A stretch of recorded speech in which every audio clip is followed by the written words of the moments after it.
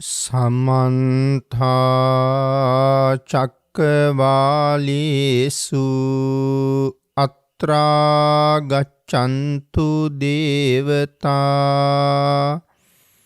සද්ධම්මං මුනි රාජස්ස සුනන්තු සග්ග මොක්ඛදං ධම්මස්සවන කාලෝ අයං බදන්තා ධම්මස්සවන කාලෝ අයං බදන්තා ධම්මස්සවන කාලෝ අයං බදන්තා නමෝ තස්ස භගවතු අරහතු සබ්බ ධම්මේසු අප්පටිහත ඥානචාරස්ස දස බලධරස්ස චතු වේසාරජ්‍ය විසරදස්ස සබ්බ සත්තුත් තමස්ස ධම්මිස්ස රස්ස ධම්ම රාජස්ස ධම්මස්සාමිස්ස තථාගතස්ස සබ්බඤුනෝ සම්මා සම්බුද්දස්ස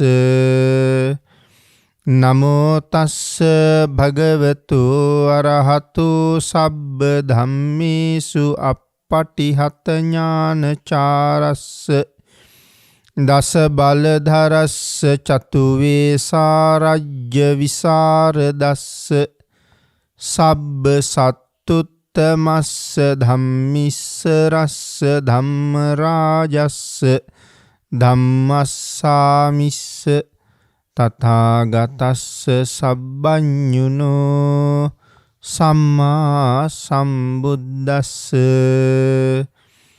නමෝ තස්ස භගවතු අරහතු සබ්බ ධම්මේසු අප්පටිහත ඥානචාරස්ස දස බලධරස්ස චතු වේසාරජ්‍ය විසරදස්ස සබ්බ සත්තුත්තමස්ස ධම්මිස්ස රස්ස ධම්ම රාජස්ස ධම්මස්සාමිස්ස තථාගතස්ස සබ්බඤුනෝ සම්මා සම්බුද්දස්ස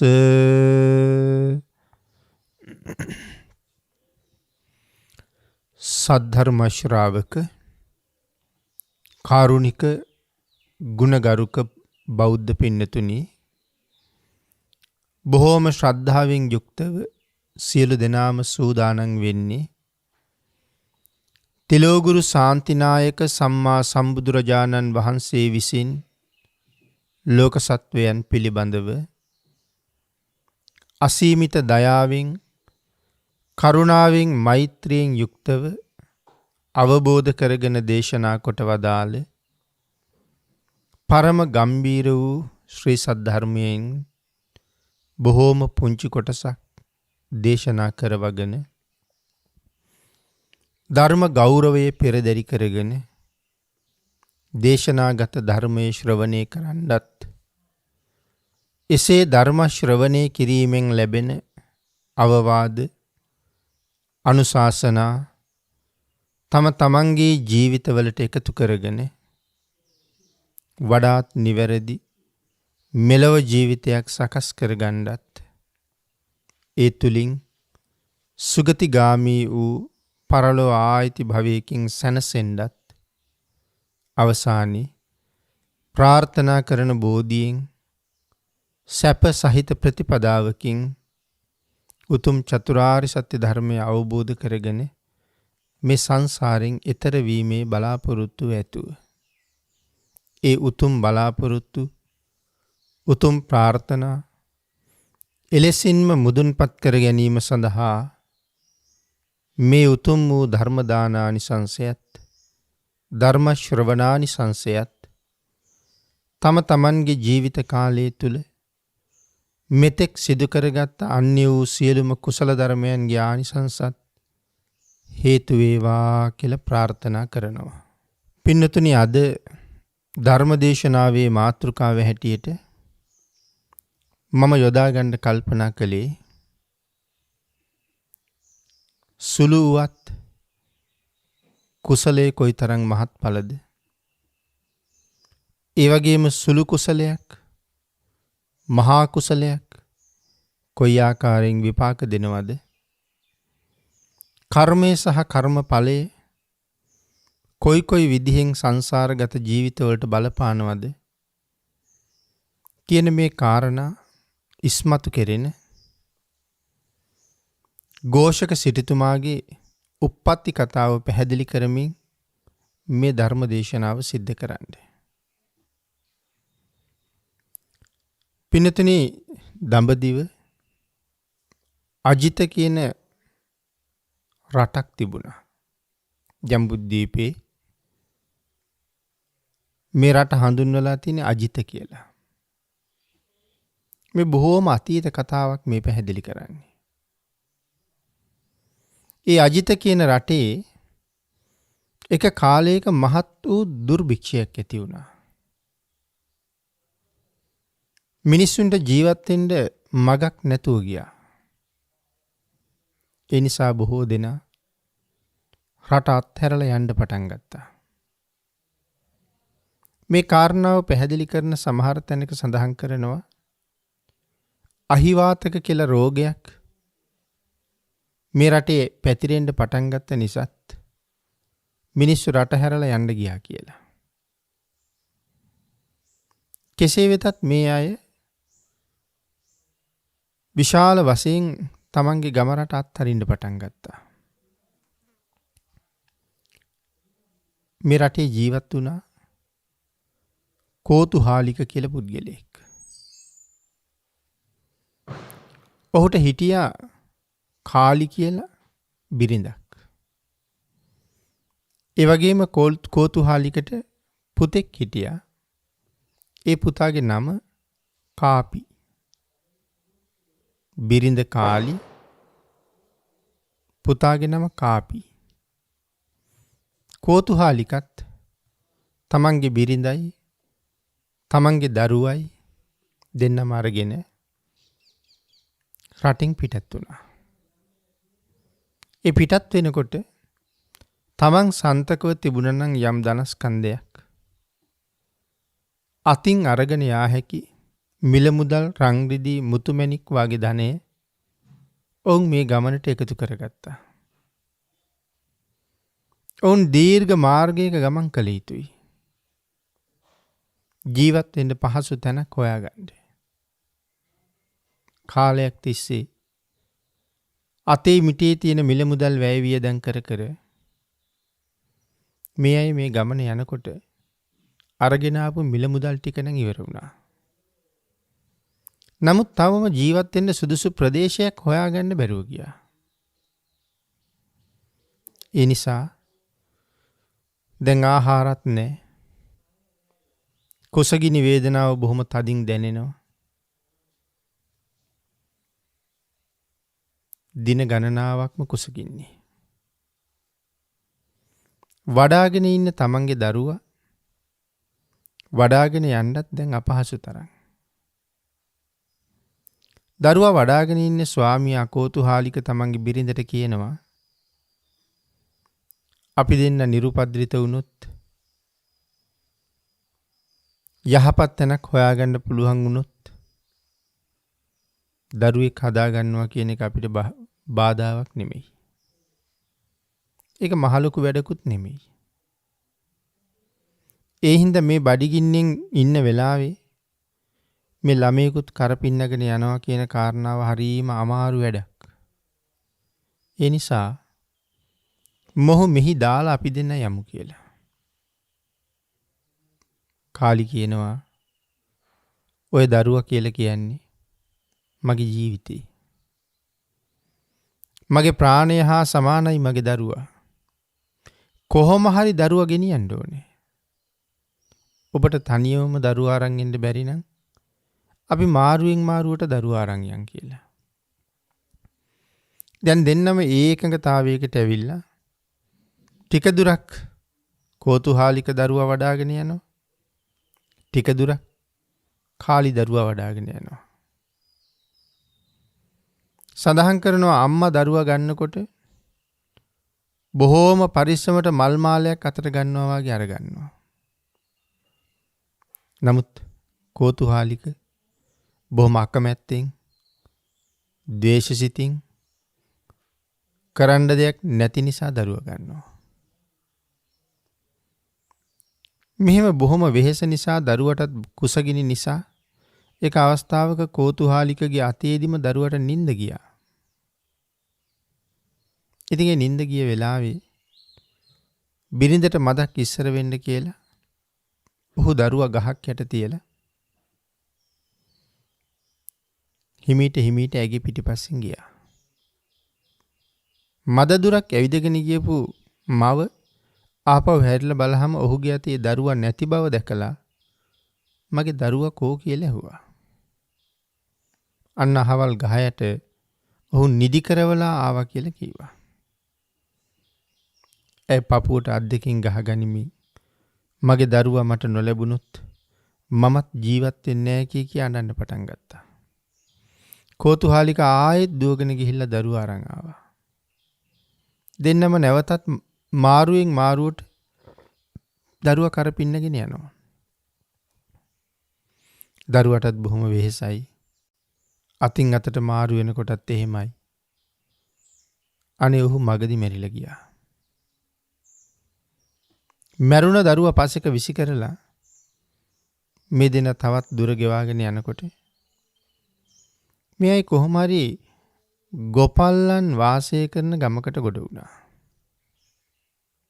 එයින් එක ගොපලු ගෙදරක ජීවත් වෙන ඒ පුජ්‍යලයා තමන්ගේ ගවයන් වෙනුවෙන්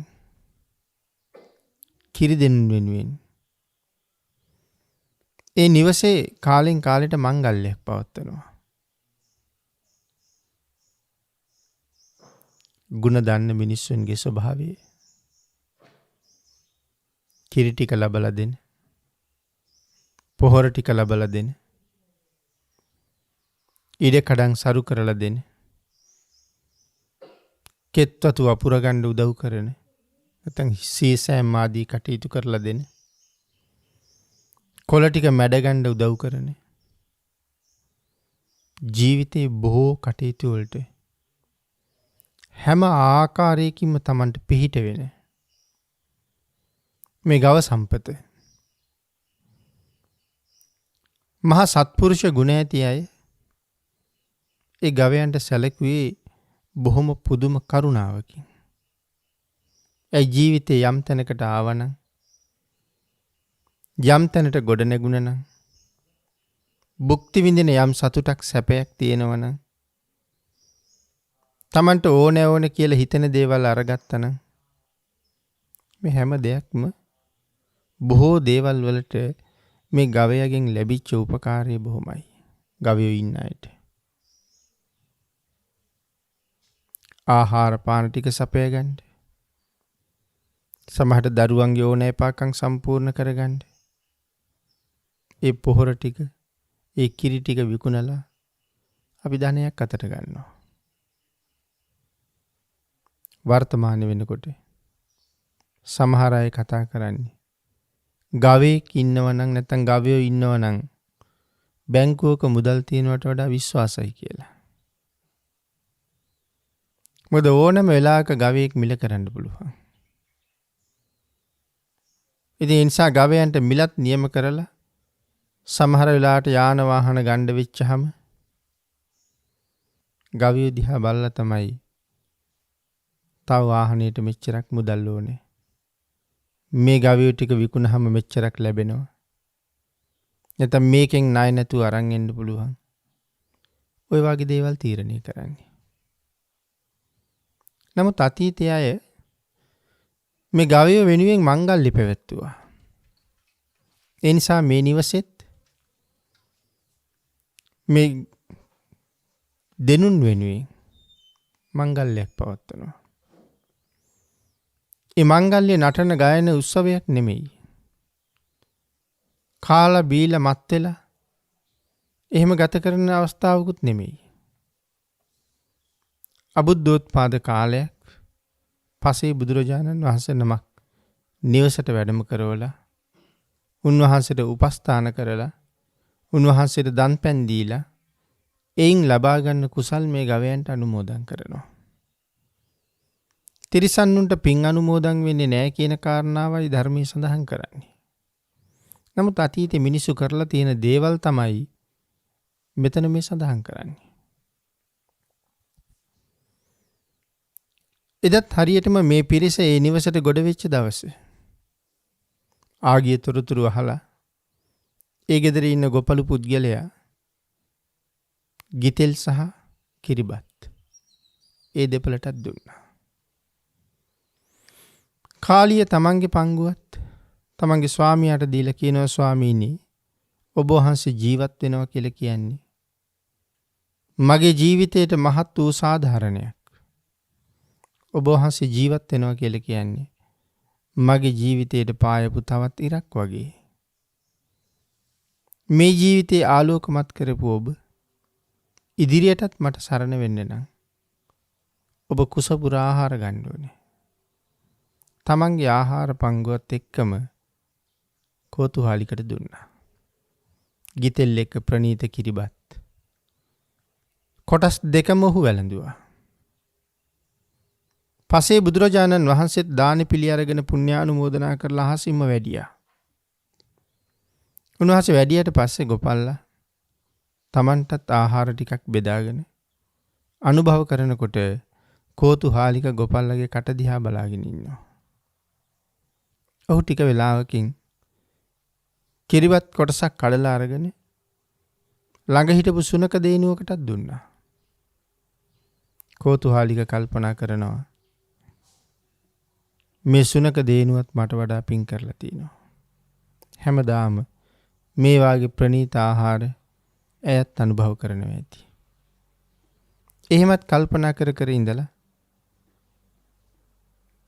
දින ගණනාවක් निराහාරව ඉඳලා බඩ පිරෙනකන් කිරිබත් වළඳපු කාරණාවත් එක්ක රාත්‍රී කාලේ කෝතුහාලික මැරිලා ගියා. කෝතුහාලික මැරිලා ගියාට පස්සේ ගෝපල්ල ඇතුළු පිරිස එකතු වෙලා කෝතුහාලික ආදාහනය කළා.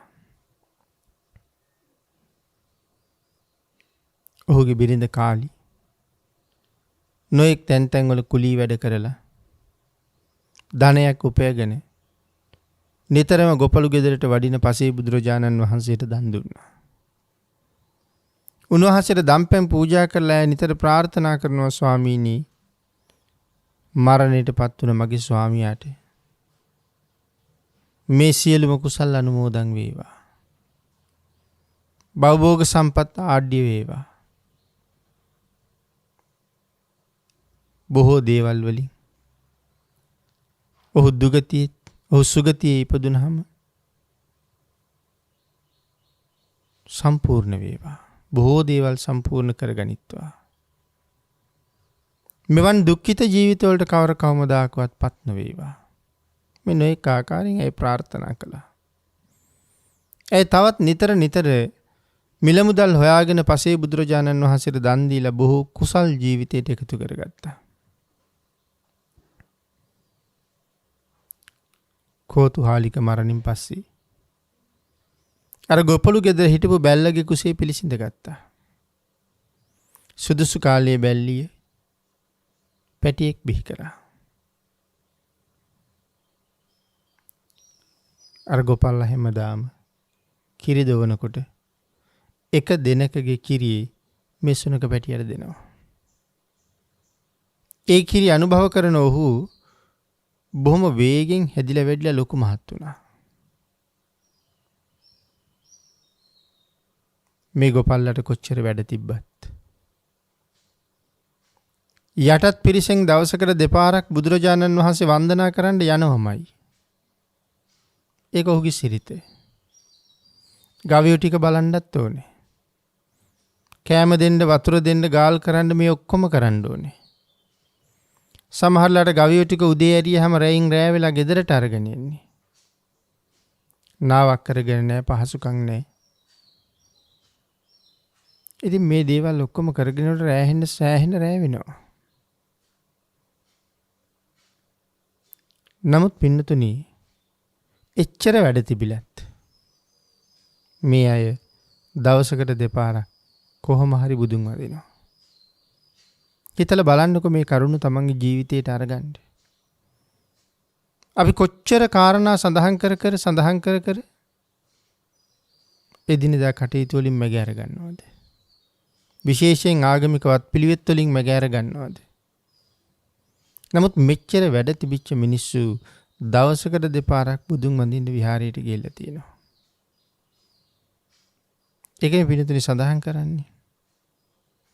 රජෙක් කියලා කියන්නේ කොයිතරම් රාජකාරී තියෙන කෙනෙක්ද? නමුත් සමහර රජවරු දවසේ කාල පරිච්ඡේද දෙකක් වෙන් කරනවා බුද්ධ වන්දනාව සඳහා. ජීවමාන බුදුරජාණන් වහන්සේ කියන සුවිශේෂී සංඥාව හිතේ උපදවගෙන නිරන්තරයෙන් චෛත්‍ය රාජයන් වහන්සේලාට උපස්ථාන කරනවා. ඒ රජවරු දවසකට කාල පරාස දෙකක් වෙන් කරනවා සෑමලුවට යන්න. ඉතින් එහෙම හිතලා බලහම අපි හරි දුර්වලයි. ඒකයි නිවන මේ තරම් අපිට ඈත. යටත් පිරිසෙන් බුද්ධ වන්දනාවත් හරියට සිද්ධ කරන්නේ නැතුව නම් මේ දහම තුලින් මේ සසරින් එතර යන්න කල්පනා කරන්නේ ඒක හීනයක් විතරයි පින්නතුනි. කෙසේ වෙතත් මේ ගෝපාල බුද්ධ උපස්ථානයේට පන්සලට යනකොට මහ කැලෑව මැද්දේ සමහර වංගු ඒ තැන්වල සත්තු සිව්පාව ඉන්න පුළුවන්. තමන්ට කරදරයක් කරන්න පුළුවන්, කරදරයක් වෙන්න පුළුවන්. අන් එහෙම කල්පනා කරලා ටිකක් දිග ලොකු පොලු කෑල්ලකුත් අතේ තියාගෙන තමයි යන්නේ. යම් යම් තැනක් සැකයිද සත්තු සර්පයෝ ඇති, අලිකොටි වලස්සු ඇති. ඔහු අතේ තියෙන දණ්ඩෙන් බිමට ගහලා හයියෙන් හඬක් නගලා නැවත පිටත් වෙනවා. මොකද ඔහු හිතනවා මේ සද්දපත් ඇහෙනකොට සත්තු හිටියොත් යනවා කියලා. එක දවසක් පස්සේ බුදුරජාණන් වහන්සේට මතක් කරනවා, ස්වාමීනි යම් දවසක යම් හේතුවකින් මට බැරි වුණොත් එන්න. මං වෙනුවෙන් මේ සුනකයා ඔබ වහන්සේ වැඩමවන්න එනවා. මට අනුකම්පා කරලා ඔහුගේ සංඥාවෙන් භාග්‍යතුන් වහන්සේ මගේ ආරාධනාවට වැඩම කරන සේක්වා කියලා දැන් මතක් කළා. පින්නතුනි මේ අය මේ විදිහට මනාව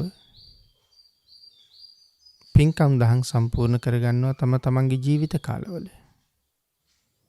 මොකද ලැබිච්ච ජීවිතයට හොඳ සාධාරණයක් හැම වෙලාවෙම ඉෂ්ට වෙන්න ඕන නිසා. මෙලොව ලබාගත් ශ්‍රේෂ්ඨ මනුෂ්‍ය ජීවිතයක් මොනතරම් උතුම්ද උත්තරීතරද කියන කාරණාව ධර්මයේ තුලින් ඔබ හොඳට අහලා තියෙනවා. පින්නතුනි අහුවට විතරක් මදි. ඒක ජීවිතේ ප්‍රායෝගික කරගන්න.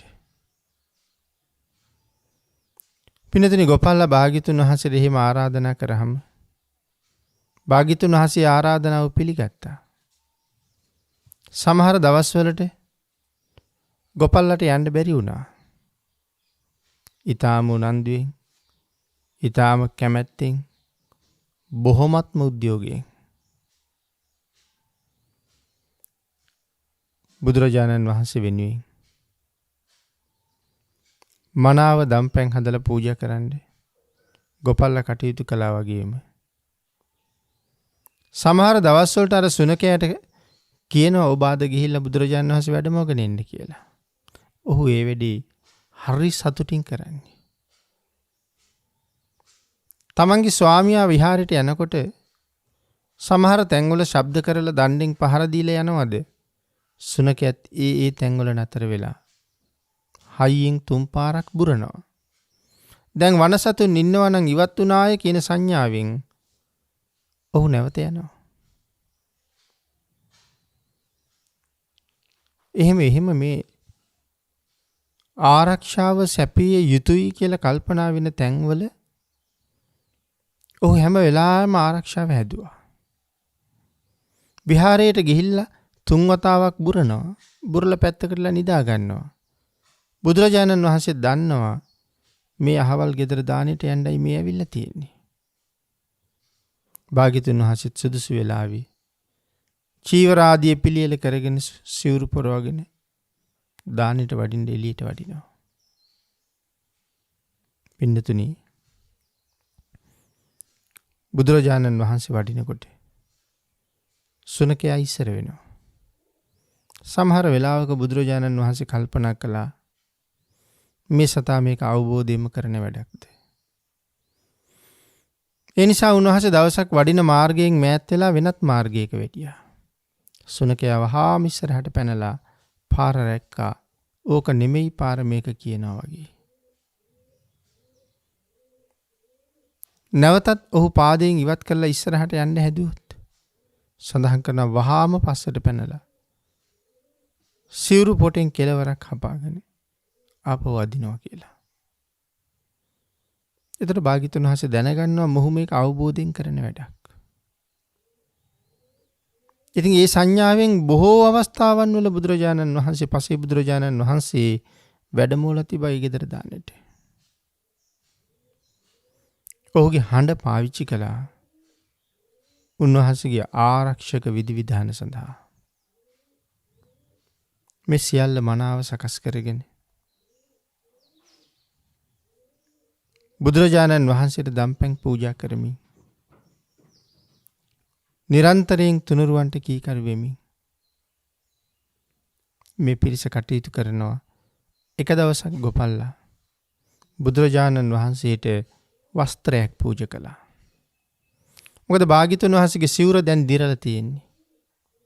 ඒ නිසා සිවුරු සකස ගන්න වස්ත්‍රයක් පූජා කළා. පස්සේ බුදුරජාණන් වහන්සේ වස්ත්‍රයත් අරගෙන ගෝපල්ලට කියනවා මේකෙන් සිවුරක් කරගන්න මට තනියම බෑ. මං සුදුසු තැනකට ගිහිල්ලා සිවුරක් කරගෙන එන්නම් කියලා. ගෝපල්ලත් ඒකට කැමති නෑ. නමුත් මව්පියන්ගේ ඉල්ලීම නිසා එවතන් මේ බුදුරජාණන් වහන්සේගේ ඉල්ලීම නිසා නිහඬ වුණා. සුනකයත් මේ කතාව ඔක්කොම අහගෙන හරිම දුකයි බුදුරජාණන් වහන්සේ දවස් කීපයකට දකින්න නොලැබෙන එක ගැන. නමුත් දායකයා අවසරයක් දෙනවා ස්වාමීනි. එහෙමම නම් සිවුර මහගෙන වඩිමු කියලා. ආන් ඒක නිසා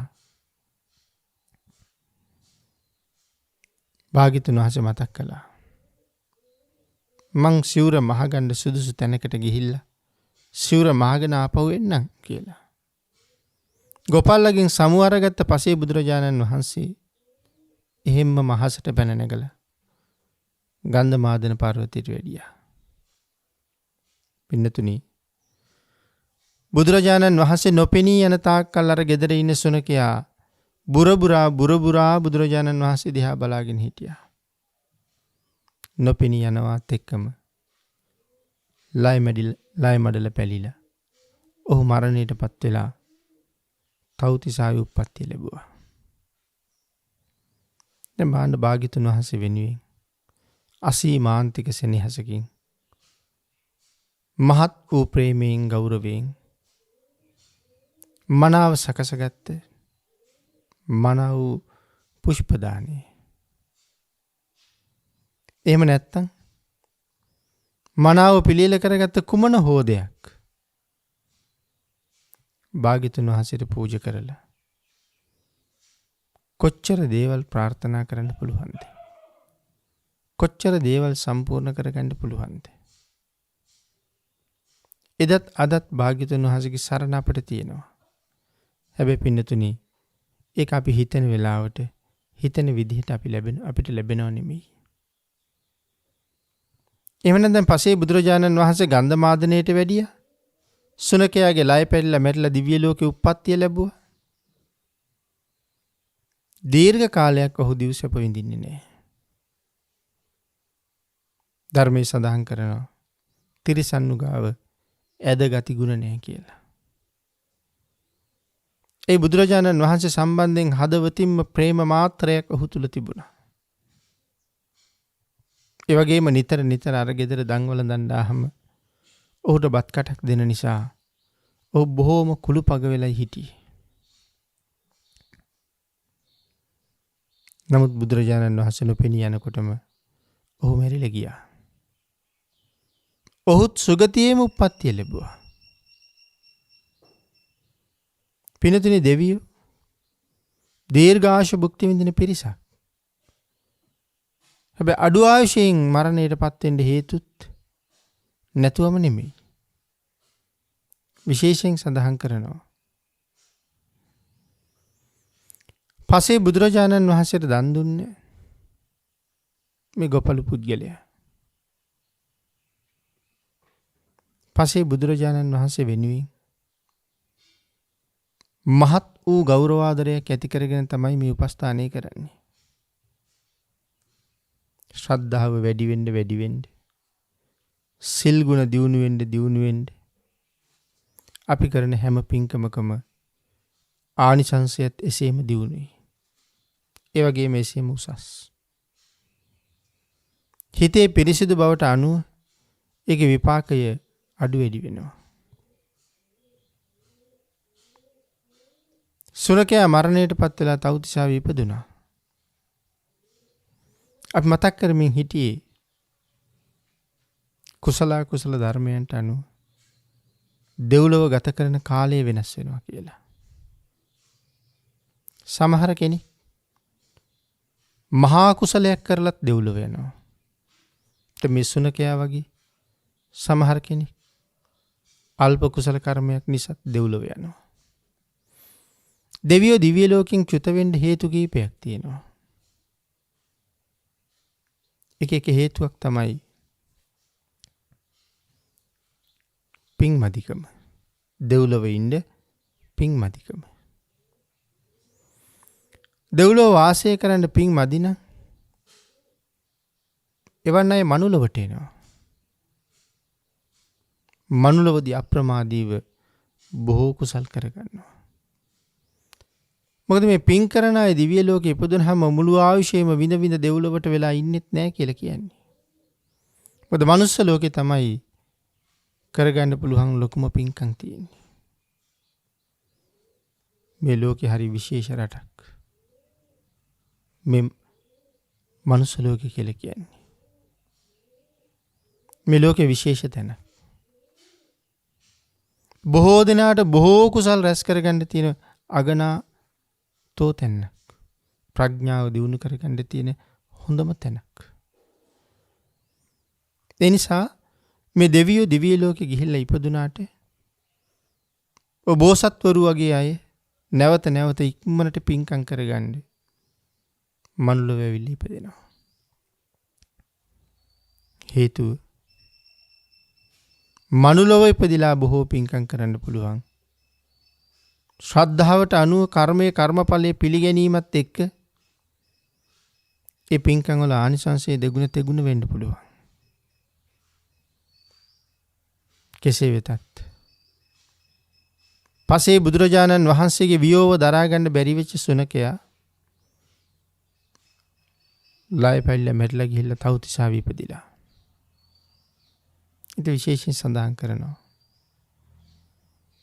තව්තිසාවේ උප්පත්තිය ලැබලා අසීමාන්තික කුසල ශක්තියක් භුක්ති විඳින තිබුණත් දීර්ඝ කාලයක් දිව්‍ය ලෝකේ නම් ඉන්නේ ආපහු මනුලොවට එනවා කියලා.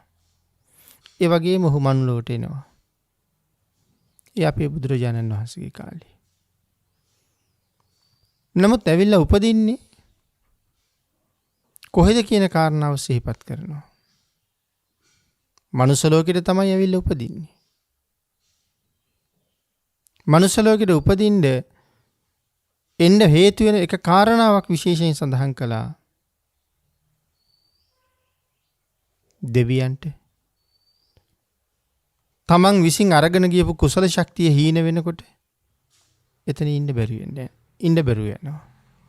තමන් විසින් රැස් කරගත්ත කුසල ශක්තියේ ප්‍රබල බව නිසා අති දීර්ඝ කාලයක් දිව්‍ය ලෝකවල එතනම මරණයටපත් වෙලත් එතනම උපදිනවා. කුසලයකගේ තරම. සමහර අය බඩගින්න නිසා දිව්‍ය ලෝකෙන් චුත වෙනවා. ඒ කාම සම්පත්තිය ඊටාම ඉහළයි. සතුට වැඩි කුසගින්න දැනෙන්නේ. හැබැයි දිව්‍ය ලෝකේ වේලක් හරි දවසකට කෑම කන්න ඕනේ. එහෙම නැත්තම් අසාර්ථකයි කියලා සඳහන් කරලා තියෙන්නේ. මොකද වේලක් හරි දවසකට කෑම නොකෑවොත් චුත වෙනවා අය. ආහාර අත්‍යවශ්‍යයි දෙවියන්ට.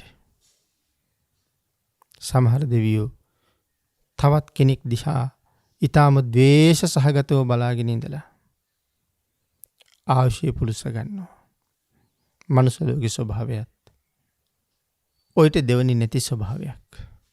නමුත් වර්තමානයේ හුඟක් දෙනා ඒ කරුණු හොයන්නෙත් නැහැ. ඒ කරුණු කියවන්නෙත් නැහැ. ඒ කරුණු හරිද වැරදිද කියලා බලන්නෙත් නැහැ. නොඑක ආකාරයෙන් කුසල අකුසල් මිශ්‍රව ජීවිතවල කරගන්නවා.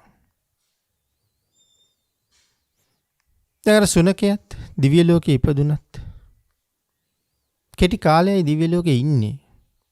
නමුත් දාස් ගණන් දිව්‍යාංගනාව ඔහු පිරිවරා ගන්නවා. ඔහු කරපු කුසල කර්මයේ සුගතිය උපද්දවනවා. ඒ විතරක් නෙමෙයි. සුගතිය උපද්දවල බොහෝ කුසල් වලටත් ඒ ජීවිතය යොමු කරන්න ඕනේ.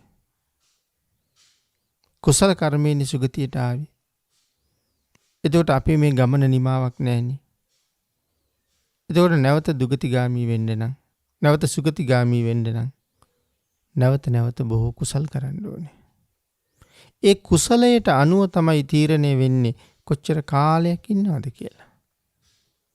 කෙසේ වෙතත් නුවණැති අය මේ කාරණා ටික මනාව කල්පනා කරනවා. කොහොමද පින්කම් සඳහා කාලය යොදන්නේ? මොනවද කළ යුතු පින්කම්? කවුද ඒකට සම්බන්ධ කරගන්නේ? මේ ඔක්කොම මනාව කලින් සැලසුම් කරගන්නවා. අන්න ඒ වගේ ජීවිතේ බොහෝ දේවල් අපි මනාව සැලසුම් කරන්න ඕනේ. සුගතියෙන් චුත වෙලා අපි මේ ඇවිල්ලා ඉන්නේ දුගතියට නෙමෙයිනේ. භාග්‍යතුන් වහන්සේ දේශනා කළේ දෙවියන්ගේ සුගතිය මොකක්ද කියලා අහපුවාම මනුස්ස ලෝකේ කියලා. දෙවිය සුගතියට යනවා කියලා ඉන්නේ මනුලොවට. මනුලවදී බොහෝ පින්කම් කරගෙන සසරට බොහෝ දේවල් එකතු කරගෙන මග වියදම් ඇති තරම් සම්පාදනය කරගන්නවා. මොකද මනුස්ස ලෝකේ පින්කම් කරන්න තියෙන ඉඩකඩ බොහොම වැඩි නිසා. පින්නතුනි, කෝතුහාලික දෙව්ලොව ගියා.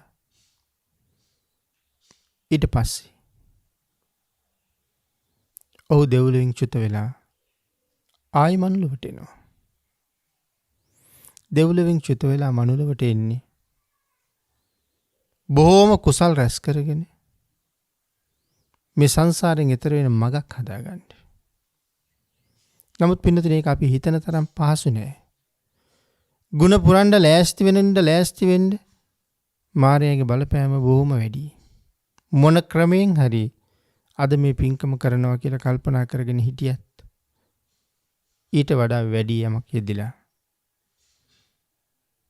අපිට අද ඒ කාර්ය කරගන්න ප්‍රමාද වෙනවා.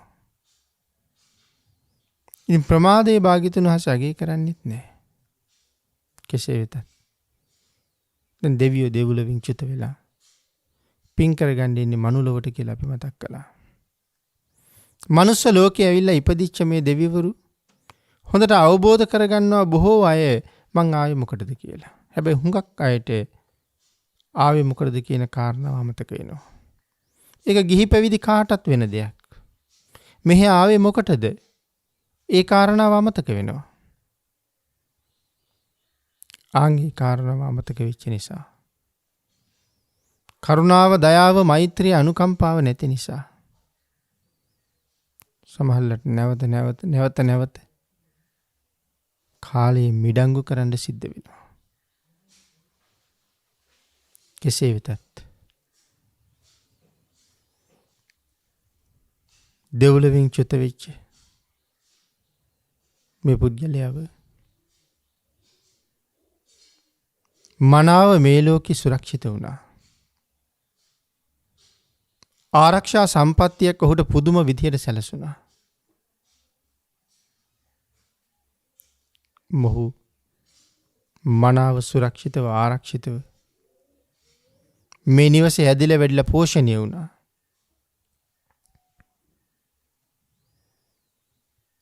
නිවසේ අයත් ඔහුට බොහෝසේ උපකාර කළා. පින්නතින් අපි කාරණාවක් මගහැරුණා. දැන් මේ අපි කතා කරන්නේ ഘോഷක වස්තුවනේ. ඇයි ഘോഷක කියලා කියන්නේ? ලොකු හඬක් තියෙනවා.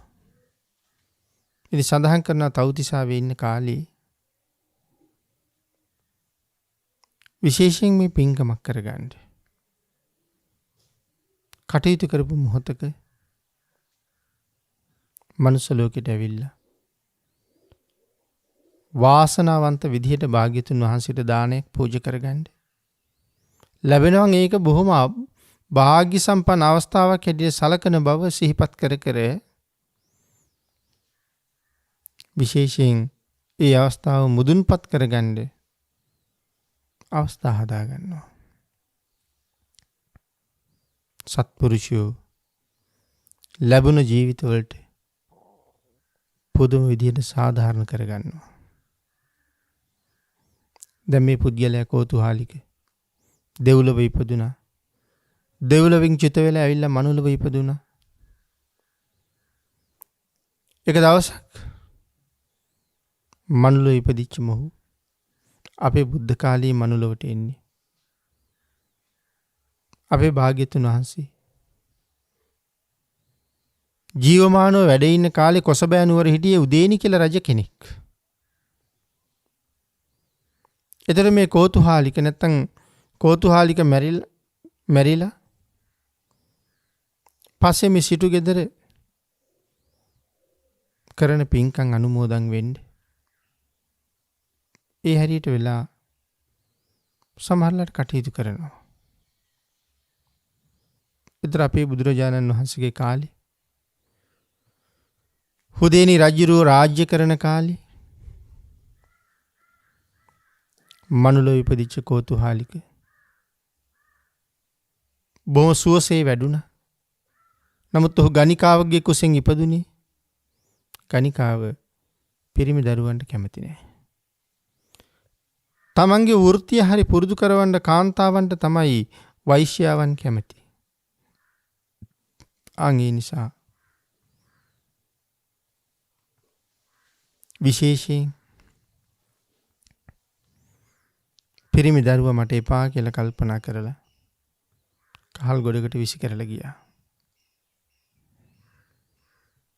පාරේ යන මගියෙක් කහල් ගොඩේ ඉන්න දරුවා අරගෙන ගිහිල්ලා ගෙදර ගිහිල්ලා නාවලා හොදලා පිරිසිදු කරලා මනාව අවශ්‍ය කටයුතු සංවිධානය කළා. පින්නතුනි පස්සේ කාලේ මේ ഘോഷක සිටුතුමාගේ මාමණ්ඩි රජමැදුරට යනකොට පින්නතුනි ഘോഷක සිටුතුමාගේ තාත්තා හැටියට සලකන කෙනා රජමැදුරට යනකොට පුරෝහිත බ්‍රාහ්මණයා රජමාලිගාව ඉඳලා එනවා. ඒ පුරෝහිත බ්‍රාහ්මණයගෙන් ඇහැව්වා ආචාර්යතුමනි නැකත් බැලුවද කියලා. නැකත් බැලුවට අපට පළක් නැහැ කියලා සඳහන් කරාම ඇහුවා මොකවත් විශේෂ කාරණා නැද්ද කියලා. මොකද නැකත් බැලුවට පළක් නැහැ කියලා කිව්වේ කියන්න තරම් විශේෂ අනාවැකියක් නැහැ කියලා. ඉතින් එහෙම සඳහන් කරාම ඔහු අනතුරුව සඳහන් කරනවා අද දවසේ මේ නගරේ ඉපදුනා නම් පිරිමි ළමෙක්. ඔහු තමයි මේ රටේ සිටුවරයා බවට පත් වෙන්නේ.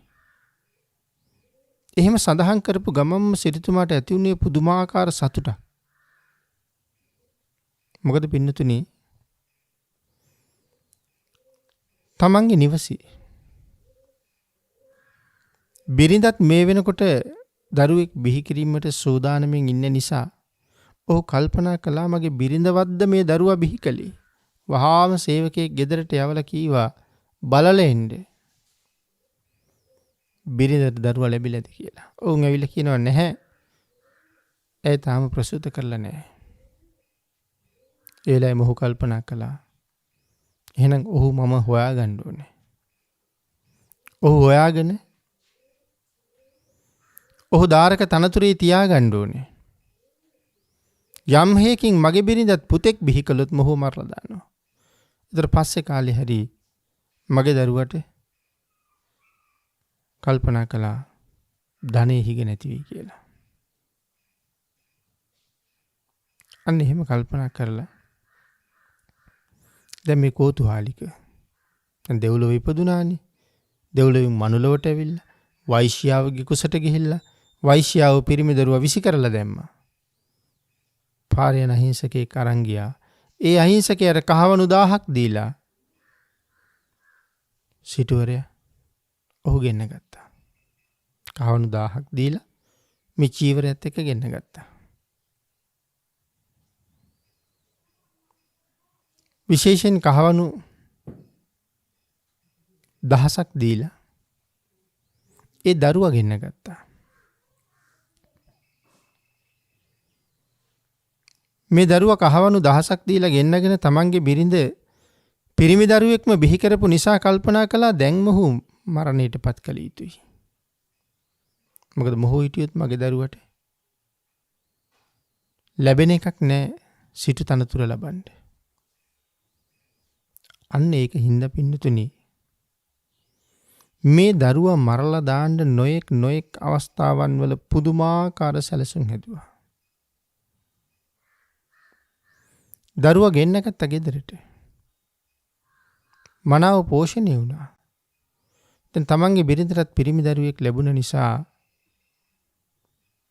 මොහුව මරන්න දාසියට කියනවා ගෙනහිල්ලා ගවගාලේ දොරකඩ තියලා එන්න කියලා. මේක තමයි මරණ උපක්‍රමය. ඒතර උදේ පාන්දර ගවියෝ ගාලෙන් පිට වෙනකොට ගවයන්ගේ කුරවලට පෑගිලා කෑලි කැඩෙන තරමටම මේ ජීවිතේ විනාශ වෙයි කියලා කල්පනා කළා. එහෙම කල්පනා කරලා දාසියට ඒ කාරණාව පැවරුවා. දාසියත් කාර්ය හරියටම කළා. නමුත් පින්නතුනි මේ ගවගාලේ ඉන්න ලොකුම ගවයා වෙනද අන්තිමටම එන්නේ යා. එදා කලින්ම ඇවිල්ලා අර දරුවා මැදි කරගෙන මනාව හිටගෙන ඉන්නවා. මනාව පිහිටලා ඉන්නවා. අනික් සියලුම ගවියෝ ඔහුගේ දෙපැත්තෙන් ගියා. අන්තිමට ඔහු විතරක් ගේට්ටුව ළඟ ඉතුරුයි. ගොපල්ලා බැලුවා. ඇයි අද මොහු යන්නේ නැත්තේ? ළඟට ගිහිල්ලා බලහම දරුවෙකුට ආරක්ෂාව සපයනවා. ඊට පස්සේ ගොපල්ලා දරුවා ගෙනහිල්ලා හැදුවා. ඒ බව දැනගත්ත සිටුවරයා ගොපල්ලාගෙන් ආයෙ කහවණු 1000ක් දීලා ළමයා ගත්තා. කහවණු 1000ක් දීලා ළමයා අරගෙන නැවත වතාවක් සඳහන් කළා ගෙනහිල්ලා කරත්ත යන පාරේ තියන්න කියලා. පින්නතුනි මොහුගේ කුසල ශක්තිය කොයි තරම් ප්‍රබලද? කරත්ත පාරේ දරුවා තියලා ආවා. ඉදිරියෙන්ම ආවේ නායකතුමාගේ කරත්තේ ඔහුගේ රථයේ හරියටම පාර මැද්දේ මේ දරුවව මැදි කරලා හිටගත්තා. ගොම්බාන යන්නේ නැත්තේ ඇයි කියලා නොයෙක් විදිහට බැලුවා. රිදෙව්ව තාඩන කළා. නමුත් උන් යන්නේ. මොකද කියලා බලහම දරුවෙක් මැදි කරගෙනයි මේ ඉන්නේ. අන් ඊට පස්සේ ඒ දරුවා වේ කරත්ත කරුව අරගෙන ගියා.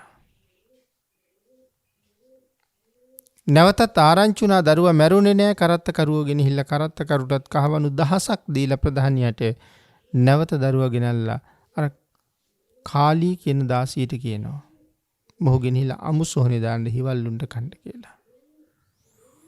ඒ ගිහිල්ලා ඔහු අමු සොහනේ දාලා ආවා. සාපි පාසා දෙකම දැනෙනවා. එළුව බලා ගන්න කෙනෙක් එළුව අරගෙන මේ ප්‍රදේශයට එනවා. ඒක එලිච්චියක් නැති නිසා හොයලා බලහම තැනක එලිච්චිය බොහොම යන්තමට පේනවා. මොකද කියලා ගිහිල්ලා බලහම අර අමු සොහනේ දාලා ආපු දරුවා ළඟ ගිහිල්ලා මේ එලිච්ච බිම පාද තියාගෙන අර දරුවට එළු කිරිපවනවා. එළුව බලාගන්න කෙනා ළඟට ඇවිල්ලා බලහම මේ දරුවෙක් ඉන්නවා. ඔහු අරන් ගියා. දාසිය ඒ තොරතුරු කීවට පස්සේ ස්වාමීනි හිවල්ලු නම් කෑවේ නෑ. එළුව බලාගන්න කෙනෙක් දරුවා අරන් ගියා කියහම ආයෙ කහවණු 1000ක් දීලා ගෙන්න ගත්තා. සෑහෙන මුදලක් වියදම්. නමුත් මොහු මරන්නත් බෑ. පුදුම ආරක්ෂා සංවිධානයක් ඔහුට තියෙන්නේ. නැවත වතාවක් මාලිගාවට වළං ගේන පුජ්‍යලයට රහසේ සඳහන් කළා කතාව ඔක්කොම. මොහු මගේ දරුවා නෙමෙයි. මගේ දරුවා පිරිමි දරුවෙක්. මොහුත් පිරිමි දරුවෙක්. මොහු ජීවත් වුණොත් මගේ දරුවට සිටු සම්පත්තිය හම්බ වෙන්නේ නැහැ. ඒ නිසා මොහු මරණ්ඩයි මට ඕනේ මොනවද කරන්න ඕනේ කියලා. අවශ්‍ය මුදලක් දෙන්නම් මොහුව මරන්න කිව්වා. පින්නතුනි සිටුවරයා ලියුමක් ලියනවා. ඈත ප්‍රදේශයේ තමන්ගේ ගම්බිම් බලාගන්න මුදලිතුමෙකුට. මුදලිතුමාට ලියුම ලියන්න කලින් මාලිගාවට වළං ගෙන කෙනාට කීවා මං ඔබේ ගෙදරට ළමයෙක් එවනවා. ඔහු මරන්න ඕනේ කියලා. කරුණු කාරණා බොහෝමයක් විස්තර සහිතව සඳහන් කළා. වළං හදන කෙනා වැඩේ හරියටම කරන්න බාරගත්තා. සිටුවරයා මොහුට කියනවා පුතේ වළං හදන ගෙදර ගිහිල්ලා මේ පණිවිඩය කියලා එන්න කියලා. ඔහු වළං ගෙදර යනකොට සිටුවරයාගේ පුතත් ඔහුගේ යාළුවොත් සෙල්ලම් කරනවා. මේ අය සෙල්ලම් කරන වෙලාවේ ඔට්ටු යොදලා සිටුතුමාගේ පුතා පෙරදිලා. නමුත් මේ ഘോഷක කුමාරයා හරිම දක්ෂයි මේ සෙල්ලම් කරන වැඩවලට. ඕනෑම ඉසව්වක් තරඟ වලින් ජය ගන්නවා ඔහු මනාව. ඒ නිසා අර ළමයා දුවගෙන ඇවිල්ලා කියනවා අනේ අයියේ මම ඔට්ටු කීපයක්ම පරාදයි. පුළුවන් නම් මට අහිමි වෙච්ච මගේ ධනෙ මට අරන් දෙන්න කියලා. ඔහු නොඑක් වර සඳහන් කළා මල්ලි තාත්තගේ පණිවිඩයකට යන්නේ මං එකට යන්න ඕනේ. නෑ ඔක්කොම මම බලා ගන්නම්. මට මේක කරලා දෙන්න. අන් එහෙම සඳහන් කරාම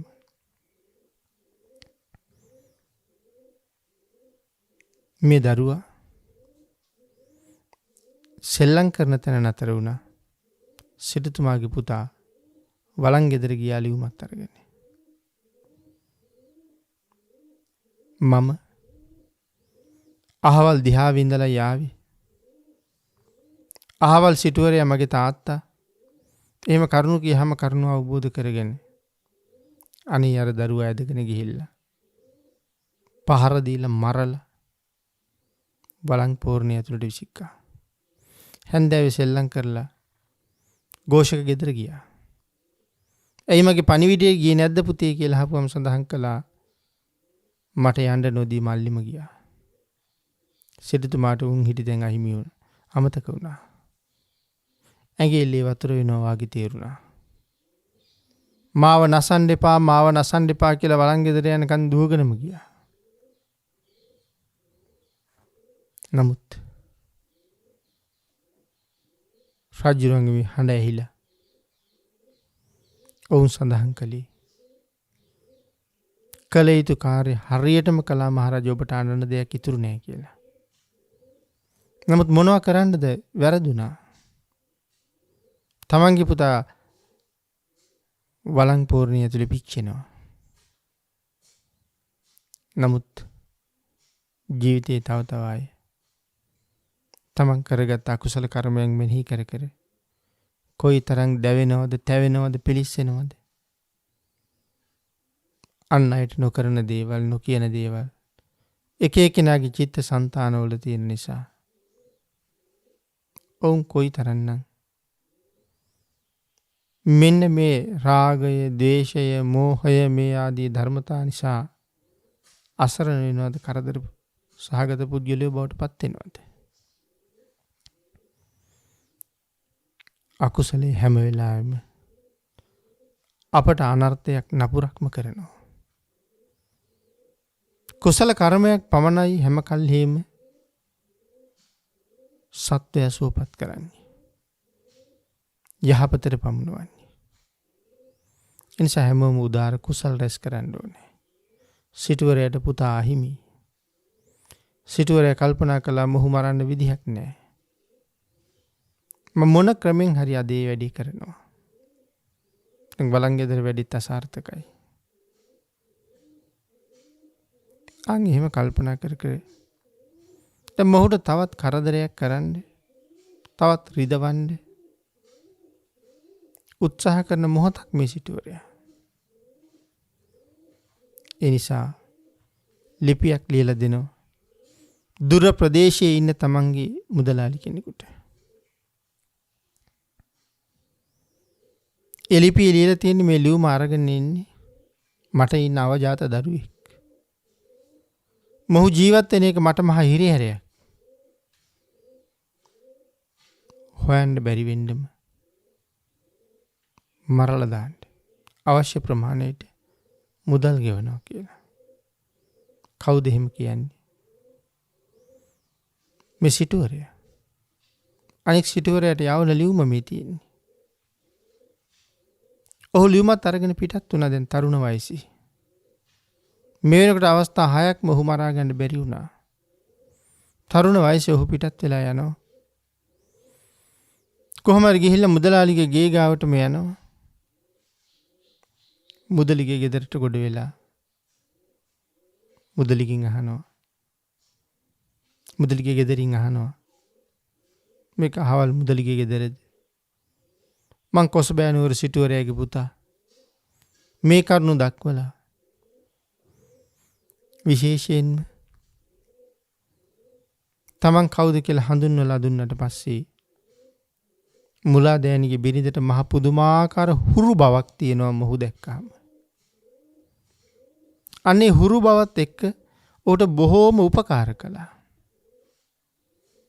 හොඳට සැලකුවා. ඒ මුදලාලිටත් හිටියේ එකම දුවක්. රූපයෙන් බොහෝම ලස්සන නිසා ඒ උඩුමහලෙමයි ඉන්නේ. පින්නතුනි, ඇය මේ වෙලාවේ තමන්ගේ දාසියක් වෙළඳපොළට යවුවා. නමුත් ඇයට වෙළඳපොළට යන්න තියෙන කාරණාව අමතක වුණා. ඒක පසුවට කල් ගියා. මොකද මේ මාලිගාවේ ඒ අයගේ මව්පියෝ අම්මා කියනවා දුවේ මට මේ අහවල් වැඩි කරලා දෙන්න.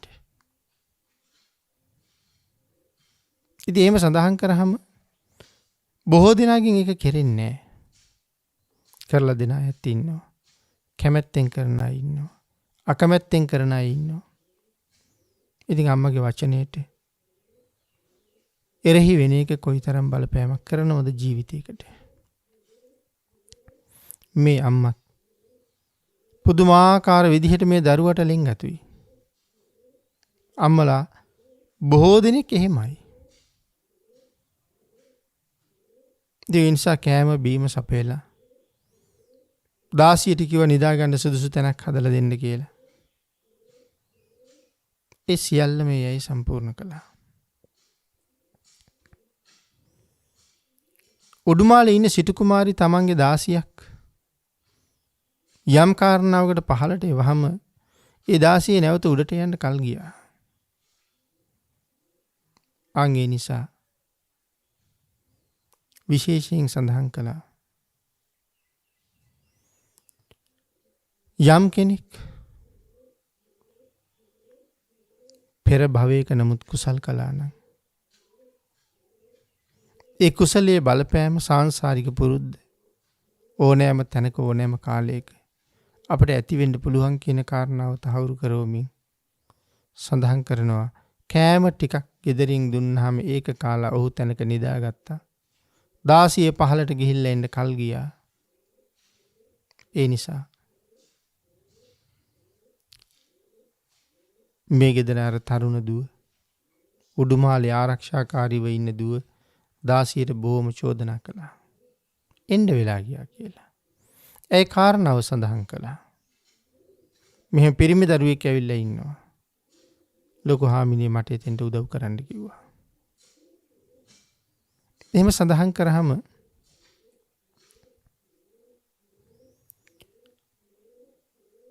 ඇය තරමක් නිහඬව ඉඳලා ඇය හෙමින් ගියා අර ආගන්තුකව ආපු තරුණයා ඉන්න කාමරේට. ඔහු ඇඳගෙන ඉන්න වස්ත්‍රයේ කෙරවලි යම් ලිපියක් තියෙනවා දැකලා ඒක අරගෙන කියවලා බලහම මේ මරණ වරෙන්තු අරන් ඇවිල්ලා තියෙනවා. ඇය වහාම ඒක ඉවත් කරලා ලිපියක ලියනවා මුදලාලි මේ ලිපිය අරන් ඉන්නේ මගේ එකම පුතා. මගේ ගම්බින් වලින් ලැබෙන ආදායමෙන් ඔබගේ ඉඩමක මනාව දෙමහල් ගොඩනැගිල්ලක් හදලා මොහුට වාසය කරන්න දෙන්න. ඔබේ දුව කැමති නම් මොහුට විවාහ කරවලා දෙන්න. මේ ආදි වශයෙන් කරුණු ගොඩක් ඒ ලිපියේ ලියලා තියෙනවා. මුදලාලි ලිපිය බලලා ඒ විදිහටම කටයුතු කරලා තට්ටු දෙකක් සහිත ගෙයක් ගේම වට කරපු තාප්පයක් තාප්පේ දොරවල් දෙපැත්තේ ආරක්ෂක සෙබළු මේ සියලු දෙනාම යොදලා ඔහු උත්සාහ කළා තමන්ගේ දුවත් විවාහ කරලා දීලා මේ කටයුතු ටික මනාව සම්පූර්ණ කරලා සිටුවරයාට පණිවිඩයක් යවුවා. ඔබ කියපු විදිහට සියල්ල කළා. සිටුවරයාට කේන්තිය තවත් වැඩි වුණා. මරන්න උත්සාහ කරන්න මොහු දිනනවා මම පරදිනවා. මොකද්ද මේ? සාංසාරික කුසල කර්මයේ ස්වභාවය.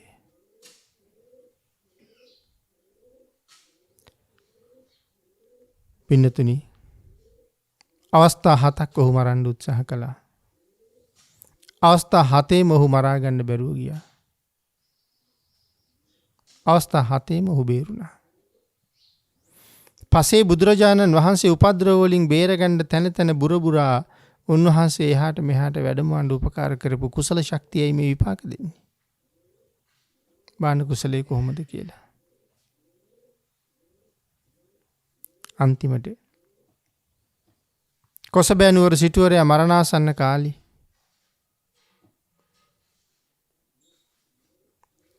පණිවිඩය වෙනවා මට මගේ පුතා බලන්න ඕනේ.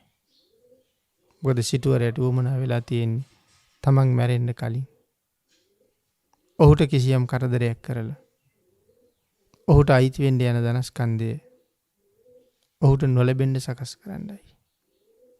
ඒකයි මොහුට උවමනාව. හැබැයි ඔහුට හිටියේ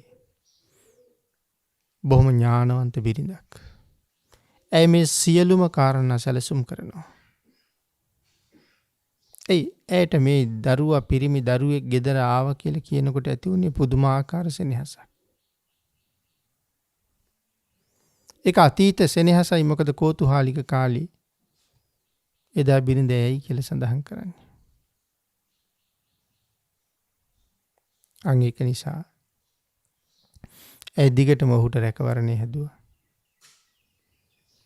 පස්සේ කාලේ ඔහු ඒ නිවසට ගියා. ඔහුට ධනෙ ලැබුණා. ඔහු අන්තිමට සිටු කෙනෙක් බවට පත් වුණා.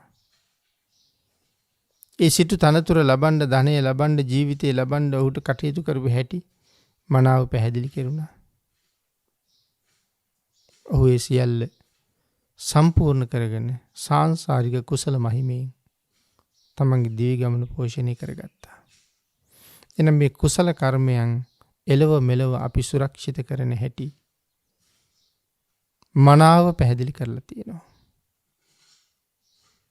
ඒ නිසා ඒ හැම අවස්ථාවක්ම තමන්ගේ ජීවිතයට එකතු කරගෙන අකුසලයෙන් ඈත් වෙලා කුසලයෙන් යුක්තව කටයුතු කරන්න. සියලු දෙනාටම රත්නත්‍රී ආශිර්වාදයෙන් ශක්තිය, ධෛර්යය, වාග්ය, වාසනාව උදා වේවා කියලා ප්‍රාර්ථනා කරනවා. මේ උතුම් ධර්ම දේශනාව ප්‍රඥා නාලිකාව තුළින් විකාශනය කිරීම සඳහා මාතලේ අලු විහාරේ අංක 908 ලිපිනෙහි පදිංචි රූපා යටවත්ත මහත්මිය, ප්‍රදීපා රත්නායක මහත්මිය ඇතුළු සියලුම දූ දරුවන් විසින් සදැහැති දායකත්වයේ දරා තිබෙනවා.